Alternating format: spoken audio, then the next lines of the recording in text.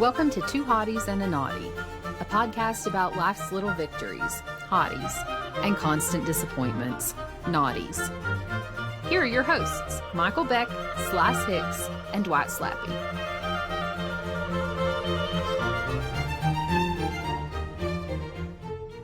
Welcome to Two Hotties and a Naughty. My name's Michael Beck.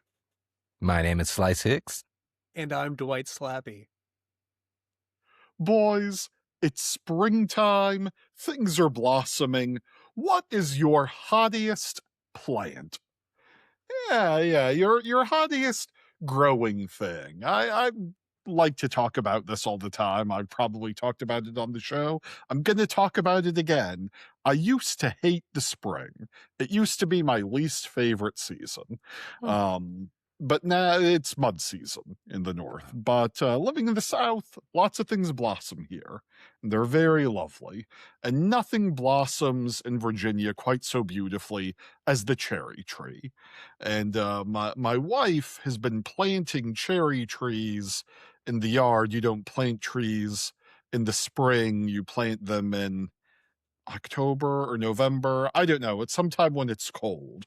I don't know why this happens. I don't know anything about plants or the growing of plants, nor do I want to. But I've learned that little piece of information. So you plant them, and it looks like instead of a mighty cherry tree, you've just planted a stick, and the stick is just sort of there for months. In the springtime, and she planted some 2 Novembers ago, and a couple more this past November, and they're they have little leaves on them, green. I don't know, the part of me that like 10 million generations back was a deer. Oh, the leaves look delicious.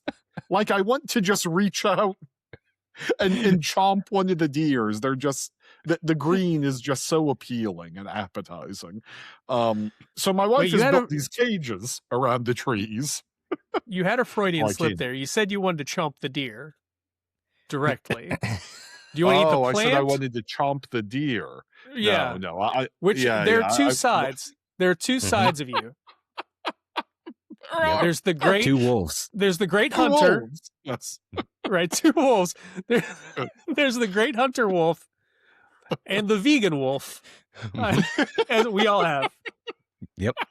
Constant battle. I do also enjoy venison. It's true. But yes, my wife has constructed these cages around the cherry trees to protect them from the deer and me. I don't know. I love them. There's also something fun about having the same kind of plants that friend of the show George Washington had when he also lived in Virginia. And and when they blossom in the springtime, it's just beautiful. My favorite blossoming thing is a cherry tree. They're just lovely. If you've ever been to DC during the cherry blossom week, just the handsomest city you can go to during that time. Right. At that time. Right. So Slice, what's your hottiest plant? See, I'm a practical man and I'm a simple man.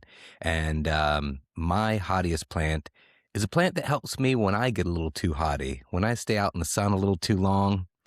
It's a little guy called aloe vera. And there's a number of reasons why I like this little guy, mostly because, see this? I don't have much coverage up here. And I get lobster red up there, cut a I don't know if it's not really a leaf, stalk maybe, cut a stalk of that aloe vera off, squeeze that bad boy, rub it in, or I just get the store-bought stuff and keep it easy. But that's, probably the best. But I love it also because I don't have a green thumb. Now, Autumn has a green thumb for days and top tier gardener. But me, I don't have to worry about an aloe vera plant because they're almost impossible to kill. They're very drought resistant. I forget to water things. So frees me from a lot of guilt if I have an aloe vera plant. I mean, not that I have to worry about watering anything because she takes care of all that, but she did give Kevin an aloe vera plant and he managed to keep it alive. I don't think that thing got watered for like a whole season, but it still was alive. And we did use the stalks of that for some sunburns. And if you burn yourself cooking, also, it's great. I had an aloe vera plant in my room in junior high and high school, and there was a period of time where it was like a year, and I did not water that plant, and it just kept growing.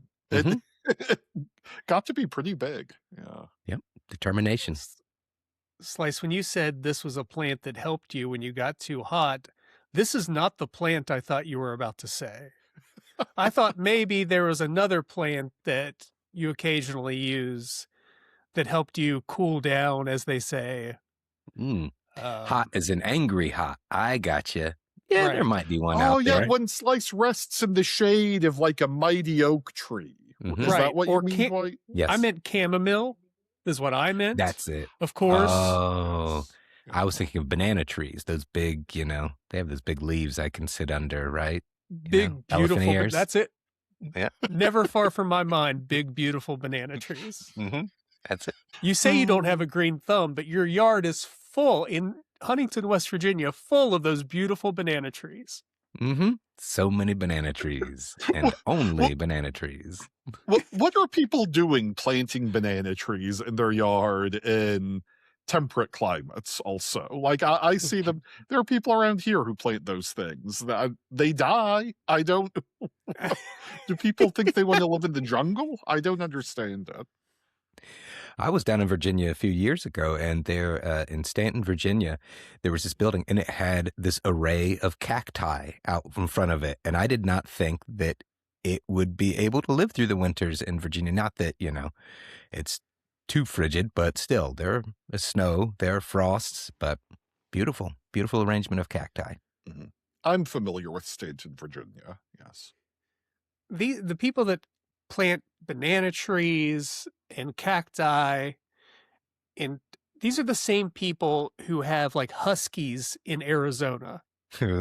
Why did you do that to that dog? Yeah. That dog doesn't deserve that. Yeah. That poor banana tree is only going to suffer. Yeah. Yeah. Oh, my wife is on this whole odyssey in our yard to replace all of the weird, terrible plants that the man who used to live here had planted, just sort of higgledy-piggledy, and replace them all with like native species and things that will be, just more appropriate to sort of the Blue Ridge mountain region of Virginia. And it's a project. This guy loved boxwoods. That they were, I don't know, a shrub that Freaking was popular boxwoods. in like the 80s and 90s, and they're awful, and they all are dying of this blight that they have. I hate them. The dog loves them. I don't know, they emit a smell, or bunnies like to live under them. I don't know. The dog loves the boxwoods. I hate them. And next week on Plant Talk, we'll talk about the emerald ash borer and how it really decimated the ash tree population throughout the United States. Yeah, I mean, in post, Sullivan can just replace this whole segment with like a hilarious talk about, I don't know, Cars and babes. Yes. That's our demo. Cars and babes. Cars and babes. Woo! But if we really just like get into plants, maybe we can find that audience we've been searching for. Mm. More likely that the plant people will just become enraged with us, and you don't want plant people angry with you. They can poison you, and they'll never be caught. Nope, exactly. The boxwood lobby is very powerful. They're very powerful. Well, sometimes it's a swing and a miss. But what about Dwight? What does Dwight like for plants? I still have a selection. Oh shit, Dwight! This is my segment. I remember. Dwight, what's your hottiest plant? I too am selecting something that is impossible to kill, at least in my experience. And I'll be honest, guys, I didn't have a selection for this. I didn't have something that I was like, oh man, this is the plant I love. But then I woke up this morning and there was a small note on my chest that said, don't forget about me, Dad. And it was from my cats. And it's catnip. Catnip, a friend of mine got me a catnip plant. The last apartment I lived in, the apartment had like 2 hours of sunlight the way it was positioned. And I hardly watered that plant, just like the aloe vera, but you could not kill that catnip plant. And it's great. It's a little trick. You have to put it up from the cats so they don't get into it all the time. But you just take a leaf and you grind it up a little bit and put it on the ground, and those cats go nuts for it. Oh, daddy dealer here. Mm-hmm. I, at the age of 45, and having some degree of education behind me, had no fucking idea that catnip was a plant. I assumed it was, like ground up goose eyeball or something. That, Synthetic drug made in a catnip lab. It's a chemical process that they pioneered in Colombia. It's actually remnants of cocaine. Yeah, you haven't seen the Breaking Bad spinoff yet, have you? About catnip? No. It's crazy. It's a species of mint, I see. Yeah, it's like a little, almost a vine. You let it go everywhere. It doesn't matter. But yeah, and then when I first got it, I read a bunch of stuff. It's like, don't give your cat catnip directly. You have to cut it with something. I'm like, listen, my cats are going to get the prime product. I'm not cutting my catnip. This is pure nip, baby. If we're going to ride the nip dragon, I want it to be pure. I don't want them to have any like nonsense in their systems, The finest Charleston nip you'll find. Dwight's cats look like Scarface in there. They're just rubbing their gums all the time. They're all jittery. On edge constantly. This is the catnip that Jack Nicholson's cats have at their parties. Just listening to the Bee Gees and all this stuff at full blast. It's Friday evening. They're going crazy. Listening to the Bee Gees? I don't know. It's the only disco I could think of. Those coked out Bee Gees? Mm-hmm. Mm-hmm.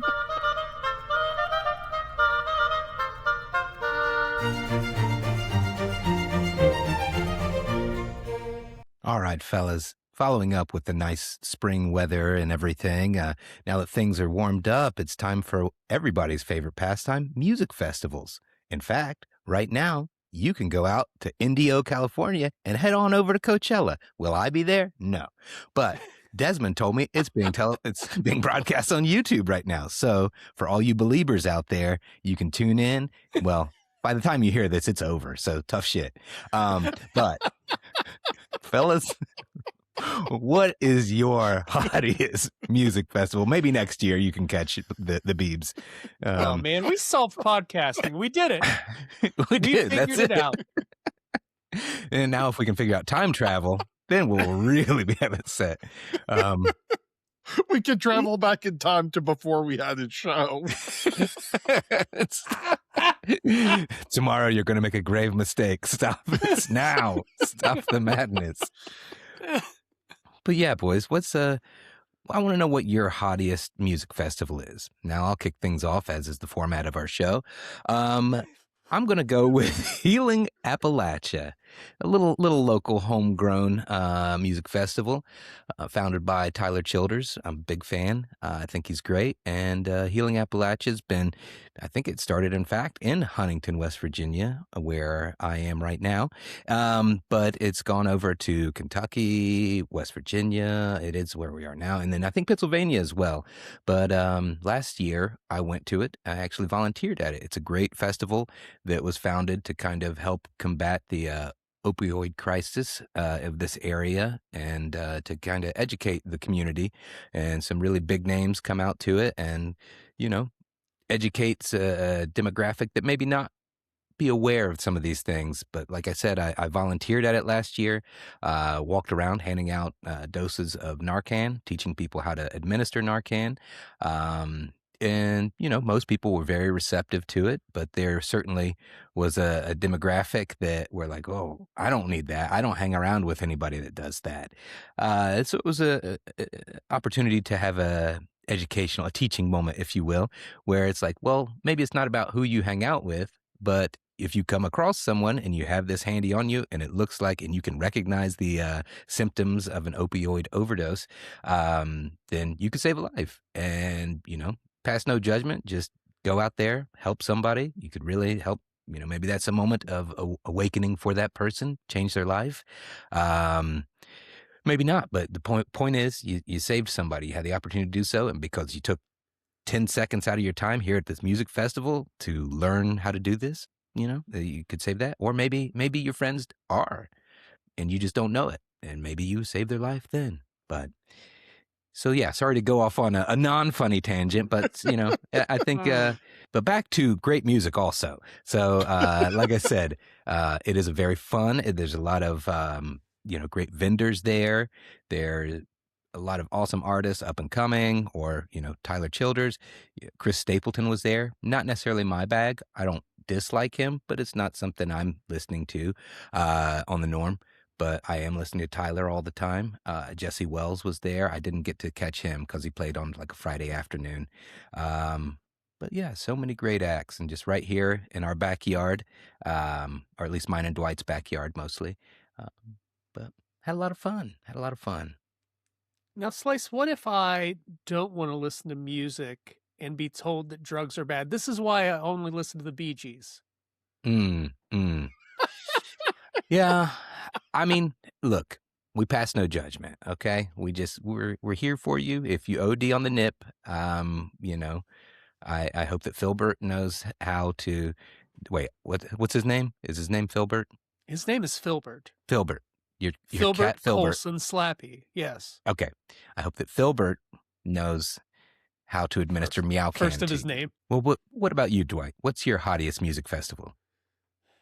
Well, boys, variety is the spice of life, is what I say. So what if I told you that locally there's a music festival that just last year featured Casey and the Sunshine Band, Jefferson Starship, and Busta Rhymes. And before that, Flo Rida, Kool and the Gang, Kool Mo D. Whoa. Vanilla Ice. This does not exist. Tone Loc. Better than Ezra the year before that. What? And again, Kool and the Gang. I think Kool and the Gang has a residency. I don't know what's happening with them. They actually live in Charleston. Yeah, that's it. It's the Charleston Sternwheel Regatta. Here's what I like about the regatta. It's free, number one. 2, I don't have to camp out. I like to sleep in a bed. I don't like to smell bad. I like to shower every day. I like a toilet that is my own, or at least in a well air-conditioned restaurant, or a Kohl's. I'm not above pooping at a Kohl's. You guys know. But it's great, and you would be shocked at how many people show up for these middling, past their prime acts at the Charleston Sternwheel Regatta. We went to Vanilla Ice and Tone Loc. There was one night of Tone Loc and Vanilla Ice a couple of years ago, and we couldn't get close to the stage. We sat at a smaller amphitheater connected to the river and watched them on a screen. Now, I say we couldn't get close. We probably could have, but it would have been a big pain to fight through those people. And at the amphitheater, there were seats. And it was just, it was more of a, we're in our 40s and we need to sit down. And we can still say we saw Vanilla Ice, but not have to, struggle with it. And I was there to see Tone Loc more than I was Vanilla Ice. I've got to ask. I assume Vanilla Ice made you listen to a bunch of shit from his new album, and like played none of the classic hit. Because I think there's only one, right? Well, he No, had there were a two. few. He had a few. Yeah. Well, Okay. he had at least 3. But he made it. He played Ice Ice Baby, Mm-hmm. and he played. Didn't he have one that was Walk on the Wild Side? But it was. Yeah. So it was. Was it there about was boxwoods? Here was the yes. It was. He did his whole Boxwoods concept album, which is when I walked to the local Applebee's and took a poo. But the latter half of his performance was just him dancing on stage as a DJ played, and sort of just saying, "Yeah, Charleston." All right. Okay, See, man, you but- you cash that check. But he did not play ninja rap. Bullshit. what I It's was not a waiting real. for. Oh. Nope.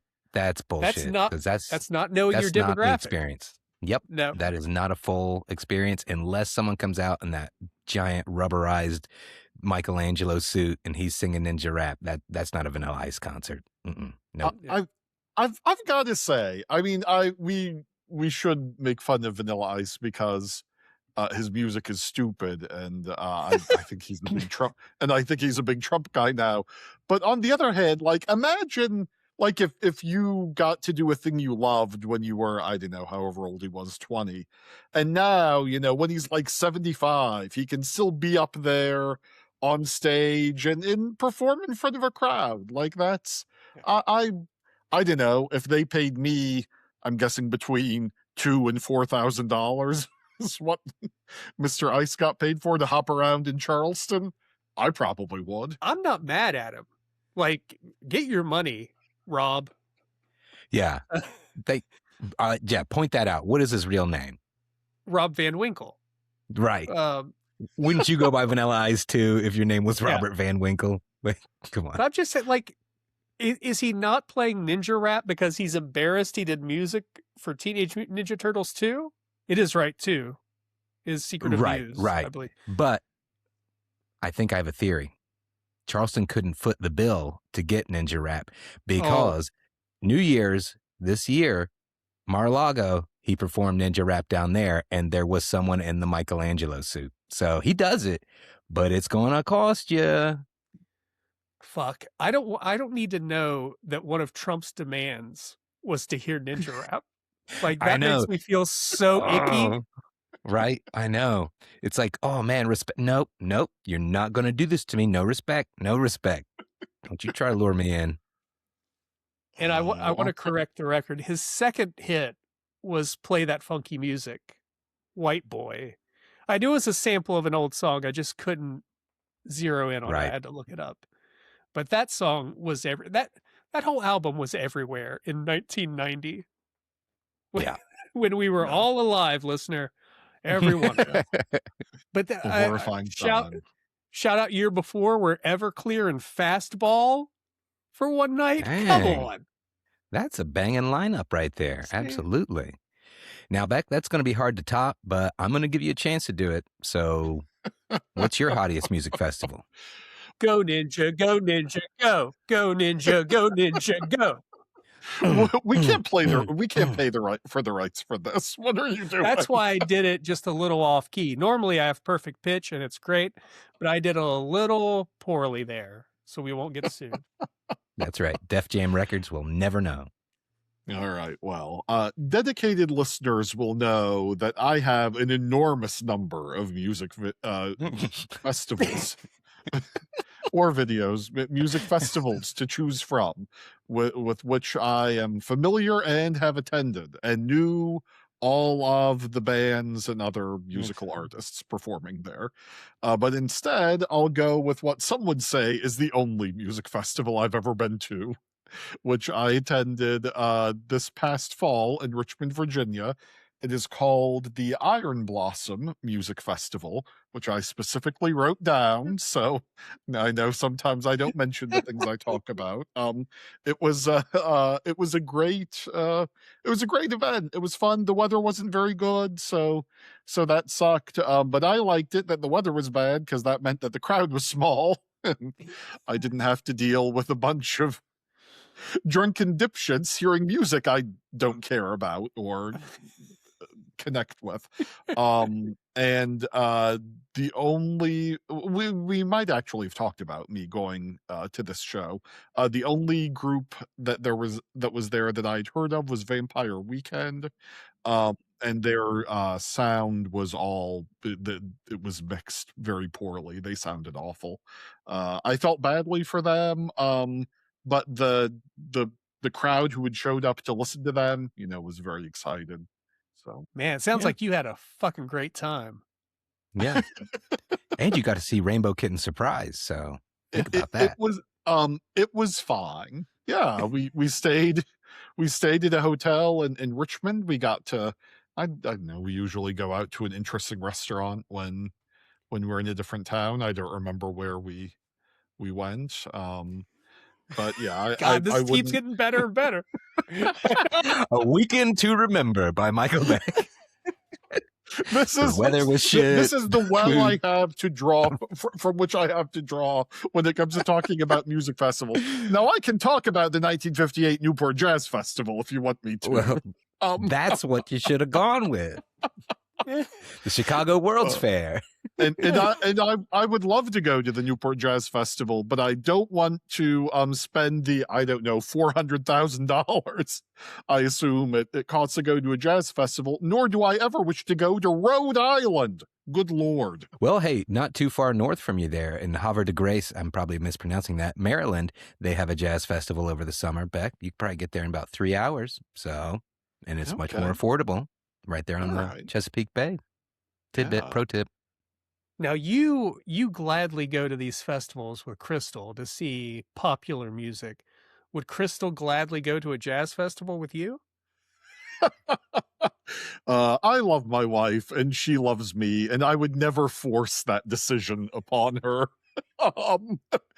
Not that I don't believe she doesn't have the inner strength to say yes and grit her teeth through an evening of jazz, but no, I think I would probably be one of many solitary weirdos at the jazz festival.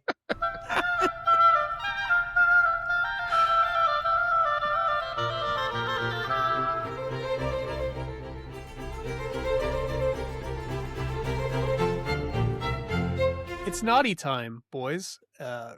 This week, I had a couple of very awkward interactions with complete strangers. So I thought I'd make this week's category naughtiest misunderstanding or interaction with a stranger. So let me run through my week. Here's on Wednesday, I got a haircut. I went to Sports Clips because I'm a man, god damn it. And I like my hair cut in a manly way with sports playing. Cars and babes in the background. I'd never been to Sports Clips before, but the humbling that came when I sat down and the other two people waiting were 10-year-olds with their moms. We were the only people in there. It's great. Great. But I of course had never been, so I didn't put down a preferred stylist. So I got whoever was up, and everybody else had to wait except for this dude. He was the only dude that worked there. And so I'm getting my hair cut. He's a nice enough guy. It's the day that Trump had threatened to blow up the world. You guys remember the day? Wait, which one? And he brought it up. And he's like, man, that's crazy. Can you believe he said that? I was like, all right, this guy seems sane. Excellent. So we talked about it a little bit. And he's like, and what he's telling what the generals are telling the soldiers about bringing a fourth Armageddon. I was like, that's the craziest part to me, is that people think this is a holy war. And then things got quiet, friends. And then there was a pause, and he said, I'm on Reddit a lot. Fuck. Uh-oh. Fuck. Alert. Fuck. Danger. And he said, all the religions are doing that. They're all prepping for a holy war. I was like, oh, yeah? He said, yeah, the Muslims. And then the exact sentence he said, which I will never, ever forget. Yeah, the Muslims and whatever the Jewish religion is. Oh, no. Are prepping for a holy war. I was like, well, I'm sure there are nutcases everywhere, man, but I don't think everybody's prepping for a holy war. And I don't know, man. At which point I was like, man, look, there's sports everywhere, my dude. Look at all the sports. Yeah. Look at these games that are on. Great. You like baseball? Who doesn't like baseball? Anyway, if any of the listeners know what the Jewish religion is, please let us know, because it's a mystery. We don't.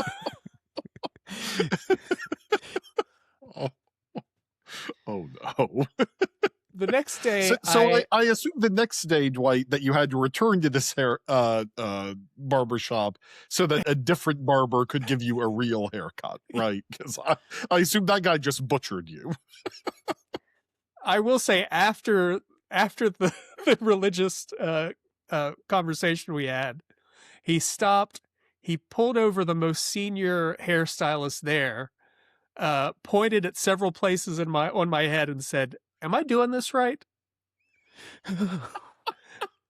And she came over with scissors and a comb and said, "Yeah, but you want to do this." And then she worked on me for like 5 minutes. I was happy once I got out of there, but it was real touch and go for a minute. Anyway, the next day I have a dental appointment. And we talked a couple weeks ago about this dentist who I don't see.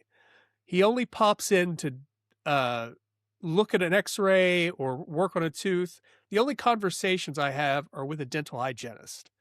And this dental hygienist told me that she had been doing this for 45 years. She'd been a dental hygienist for 45 years.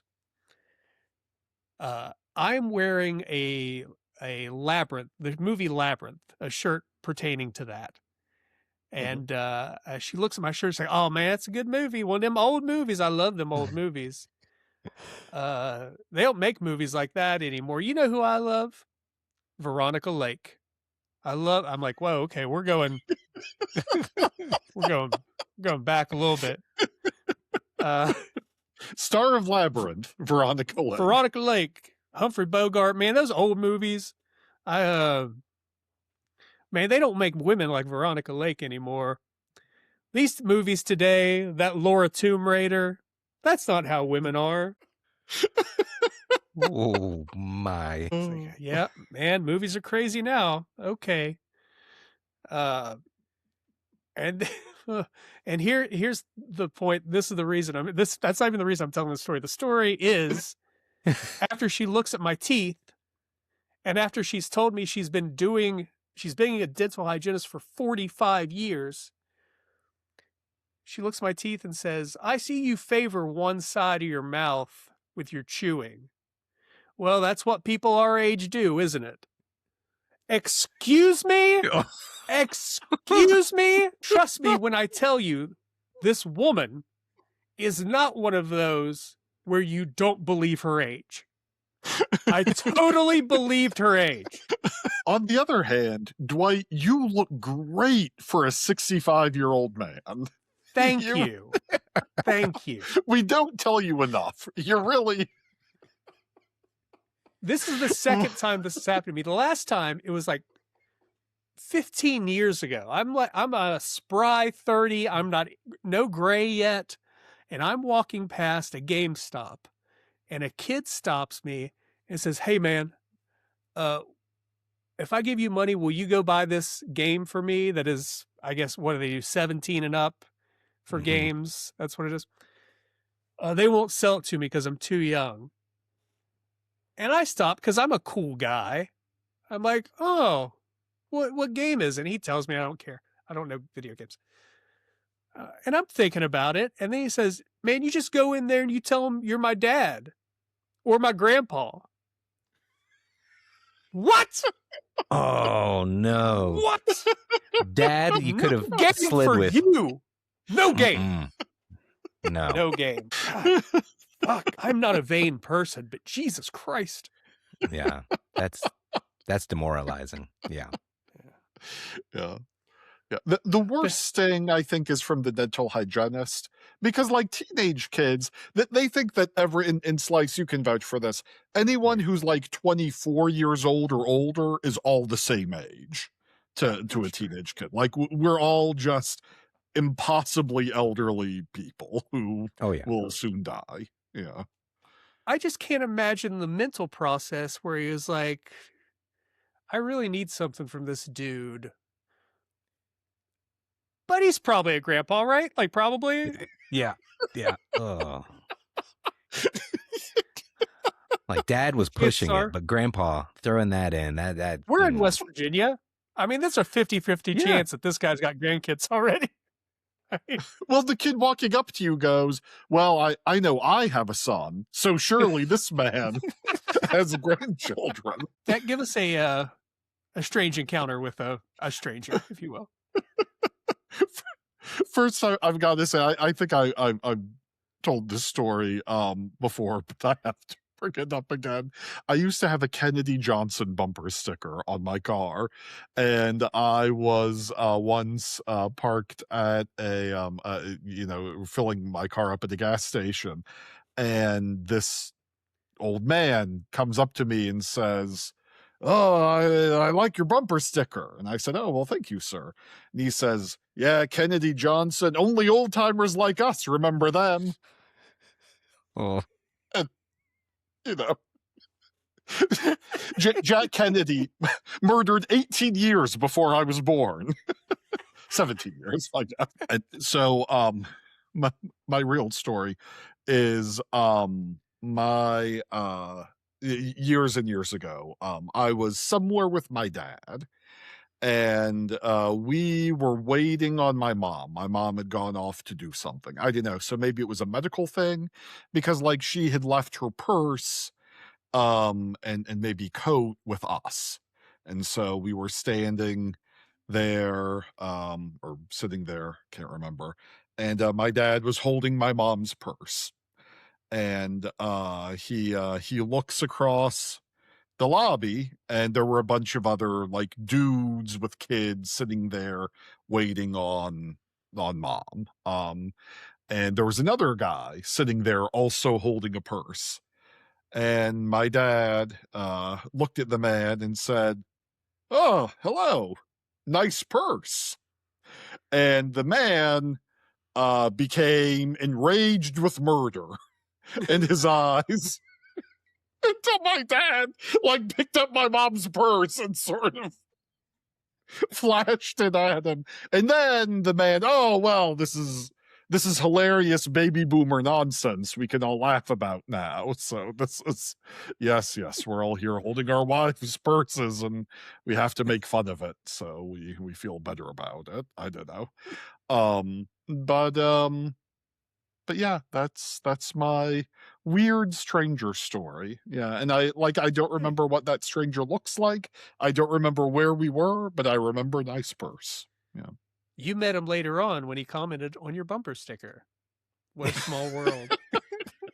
Yeah, and really, in that instance, my dad violated one of his rules, which is under no circumstances should you ever engage a member of the general public in conversation unprompted. Like, what is wrong with you? Like, the next thing you know, you're going to be striking up conversations in the line at the grocery store.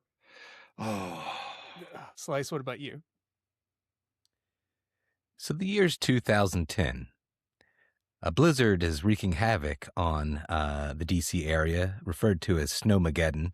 We got about close to 3 feet of snow, but it finally has died down, and it's time for people to return to work. So we lived in a big apartment complex and in Silver Spring, Maryland. And I went out there and I started shoveling so that Autumn's car, she could get out and go to work. So I'm out there like, wiping, getting the snow off her car and shoveling. And there's this other guy out there, older gentleman, comes out, starts cleaning off his daughter's car and, and everything. And so we're just shoveling. We start talking, having a great time and everything. And then, Autumn comes out, gets in the car and starts it up and she's letting it warm up and everything. And so we've cleared everything out. And the guy's like, "Oh, is that your daughter?"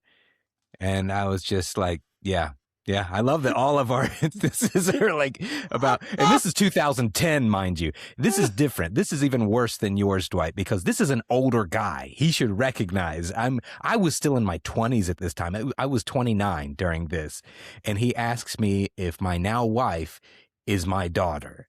Actually, I think we had just gotten married, or we were about to get married, something like that, because we were married in 2010. And yeah, that sucked because this guy, his daughter he'd cleared it out for his daughter to go. Because he's like, "Oh, is that your daughter?" And I was like, "Nope, that's my." I think I just said wife because we were so close to being married. So I was like, "Nope, my wife." And he's like, "Oh, good for you." Like, oh no, you dude. No, it's even worse. It's like salt in the wound, pal. So yeah, and then I immediately went on. We lost Beck. Oh, no. Beck's so mad about it. No, he just can't contain himself. Oh, did Beck think Autumn was your daughter this whole time?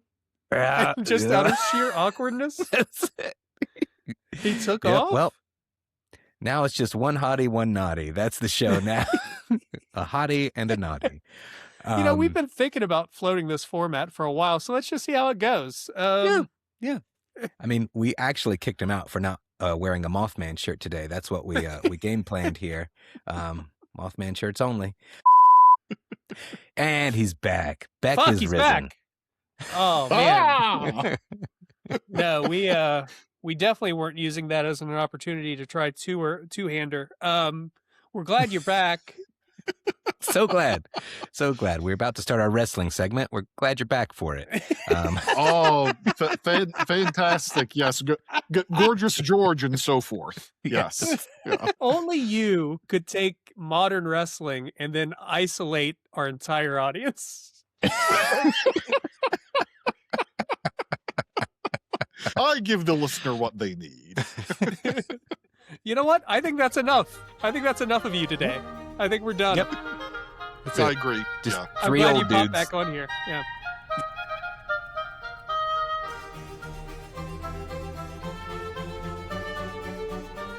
That's it for our show. You can find us on TikTok, YouTube, Instagram, or wherever you get your favorite podcasts. We hope you have a great week. Thanks for listening. We love you.